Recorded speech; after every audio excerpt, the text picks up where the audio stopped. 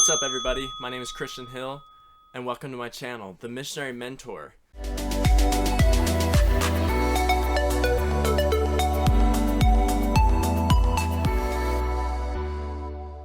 The whole purpose of this channel and the reason why I want to start it is to help those people who are preparing to serve a mission to know the truth about serving a mission, know what they should prepare for, know how they can prepare, how they could be a better teacher when they first get there. I want to help parents of missionaries in the field or missionaries preparing or missionaries even coming home. I want to help you to know how you can best help your missionary return home and how you can really help them to adjust to home life. I also want to help you, the everyday member, to figure out and learn how you can be a better member missionary. Let me tell you a little bit about myself. My parents are members of the Church of Jesus Christ of Latter-day Saints, and I was born into it. And I remember when I was younger, I would go to church and I didn't really like it. I was that kid in primary that didn't like to sing, so I was always frustrated. I never could understand why we were there. I went there because my parents wanted me to go there and learn the principles of the gospel. Growing up until I hit the age about 12, I kind of became less active. I was able to just kind of weasel my way out of going to church. 12 to about 18. I was less active. Never went to the temple until I was just about to prepare for a mission. That was the first time I had ever gone to the temple. I never did temple baptisms. I never really thought that I needed to change my life in such a way to somehow be fully embracing the gospel, simply because I think I just didn't understand the gospel.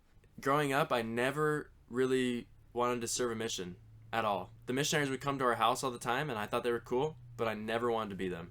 The only thing that I wanted to do with my life was I wanted to play college baseball, I wanted to play professional baseball, I wanted to make a lot of money, and I wanted to have any girl that I want in the world. And so I worked really hard. I would spend 6-8 hours a day focused on improving my baseball skills. I remember at home we had this brick wall, and I would literally throw tennis balls against this brick wall until the green would come off the tennis ball. I was so addicted to baseball and achieving my goals in a baseball career that I never wanted to serve a mission, because I always thought that if I served a mission, I'd have no chance of playing college baseball. I would have no chance of pursuing my dream. And so that was the last thing that I wanted to do, was give up 2 years of my life in order to serve God and do that. And a lot of it is because I just didn't understand. And so eventually I get to my senior year in high school and I get a scholarship to play college baseball over at Cochise College in southern Arizona. And it's a little junior college, except we were ranked 4th in the country when I was there to play. And so we had a good chance of going to the Junior College World Series. We had a good chance of being seen by professional scouts or Division I NCAA schools. And that was my ticket. I was thinking that, okay, I'm going to play here for a year or two. I'm either going to get drafted and play professionally, or I'm going to go play Division I college baseball. And 3 weeks into school, I remember I didn't expect to meet any members of the church in southern Arizona. And one day when we were scrimmaging, the athletic trainer started talking to me, and he was sharing his experiences about how he had gone to BYU Hawaii and that he had learned all these different things. And I was like, BYU? Are you a member of the church? And then he immediately invited me to go to church. And after he invited me, which was Sunday, was the next day, I said, yeah, you know what? Sure, I'll go. So then he picked me up the next morning, and I took my little Book of Mormon, and we went to church. And after sacrament meeting, I get a phone call from the residence assistants from my little townhouse that we were staying in. And they called me and they said, Christian, you need to immediately come back to the dorms. We need consent to search your room. We came and we saw like tons of Border Patrol agents, police officers. They looked like they were dressed up they looked like the SWAT team. And I was so scared. And I remember I was walking in, I had a white shirt and tie just like this. And I had a little Book of Mormon, and they pointed at me and said, that's the third guy right there. The police officers interrogated each and every one of us. And I made sure I went last. And come to find out that in our dorm we had a pound. I don't know what a pound of marijuana looks like or how big it was, but in my imagination I think I imagine it to be like something like this big. there was 3 or 4 guys that were involved in that, and they all got sent home. They got arrested, they spent the night in jail, and they got sent home. And that was a big, just like, whoa, this is the real world now. I need to figure out what's important to me.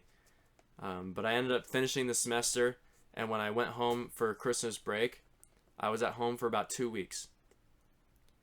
And this thought has never crossed my mind, but we were sitting for dinner, my family and my grandparents, we were out having a pizza.